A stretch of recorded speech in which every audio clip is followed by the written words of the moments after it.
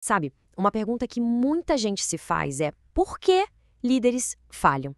Hoje a gente vai mergulhar num diagnóstico bíblico que é, olha, surpreendente, e ele vem direto da mensagem do profeta Jeremias. E tudo começa com essa frase aqui, que é um verdadeiro enigma e está bem no centro da nossa análise. Enganoso é o coração mais do que todas as coisas e perverso.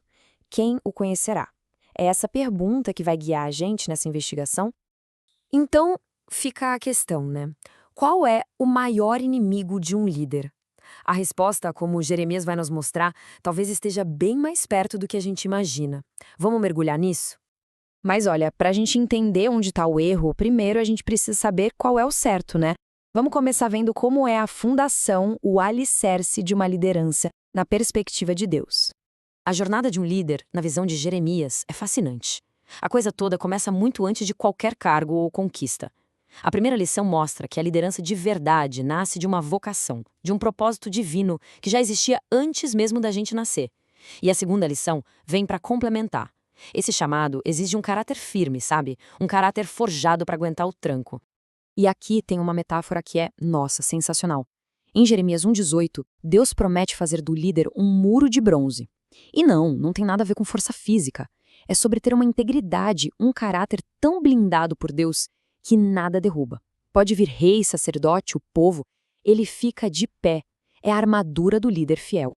Ok? Então, com essa base estabelecida, a gente chega no primeiro grande teste. Aquele que revela de verdade o que tem no coração de um líder. O chamado para um arrependimento genuíno. E essa ideia de voltar, de retornar, é o ponto central da lição 4. É um tema que aparece o tempo todo em Jeremias: arrependimento. Só que atenção, não é qualquer tipo de arrependimento, não. Para entender isso, a gente precisa olhar para uma palavra em hebraico, shuv, e isso aqui é chave. Shuv não é só um foi mal ou um sentimento de culpa. Significa literalmente dar meia volta, retornar. É uma ação, uma mudança de rota completa que aparece em atitudes justas. Aliás, é a mesma cobrança que João Batista vai fazer séculos depois. E foi exatamente aí que o povo de Judá falhou. Eles até ensaiaram um chuv, mas foi só da boca para fora. Sabe aquela religiosidade de fachada? Sem a tal da circuncisão do coração? Eles mudaram os rituais, mas por dentro continuava tudo igual. E para Deus isso não valia nada. Então, quando não existe esse arrependimento de verdade, uma porta se abre para o seu oposto. E aí a gente vai ver a cara da corrupção, que cresce justamente quando o coração de um líder está desalinhado com Deus. A lição 5 nos dá um estudo de caso perfeito de liderança que deu errado: o rei Joaquim.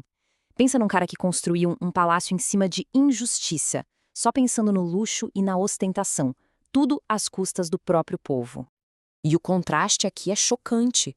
De um lado, o pai dele, Josias, um rei justo que prosperou porque fazia o que era certo.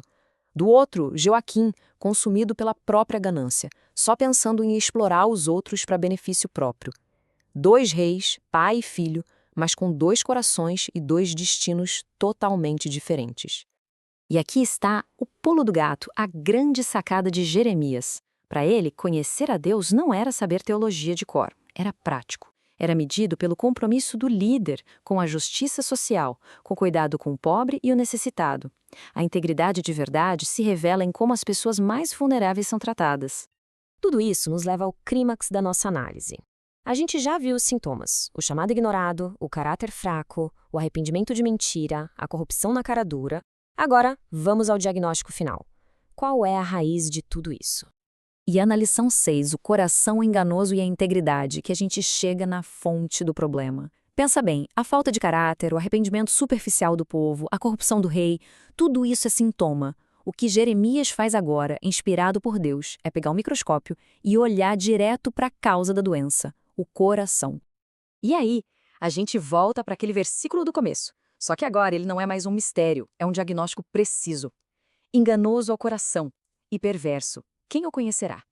O que Deus está dizendo aqui é que a nossa configuração de fábrica, digamos assim, sem a intervenção dele, é o auto-engano.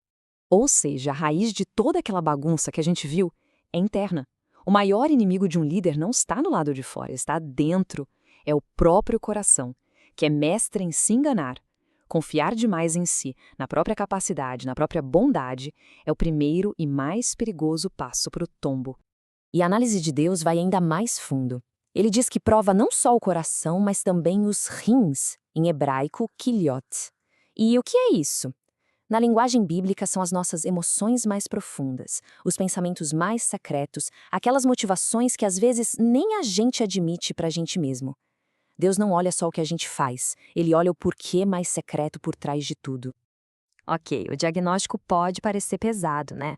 Mas todo diagnóstico é o primeiro passo para a cura. Então vamos sair do problema e entrar na solução. Existe esperança, existe um caminho para a integridade de verdade. Depois de mostrar o tamanho do problema, a mensagem de Jeremias não abandona a gente lá no desespero. Sim, o coração é enganoso. Ponto. Mas existe uma cura. E como é esse caminho para a cura? Bom, podemos pensar em 3 passos. Primeiro, reconhecer o auto-engano. É aceitar o diagnóstico, olhar para Jeremias 17:9 e dizer, ok, isso se aplica a mim. Segundo, submeter-se ao exame divino. É parar de tentar fazer uma autoanálise, que já vimos que não funciona, e convidar Deus para fazer um check-up completo no coração e nos rins. E terceiro, depender da graça. É entender que a integridade não é algo que se conquista na força do braço, mas uma transformação que só Deus pode operar. Então, para resumir, a ideia central é esta: a integridade não é alcançada pelo autoexame, porque nosso próprio exame é falho e enganoso. Ela vem da corajosa e humilde submissão ao exame divino. A questão não é se esforçar mais, é se render mais. E tudo isso nos deixa com uma última pergunta, que é bem pessoal. Uma pergunta que vem lá dos tempos de Jeremias, mas que continua valendo hoje. Se Deus examinasse um coração hoje, agora, o que ele encontraria?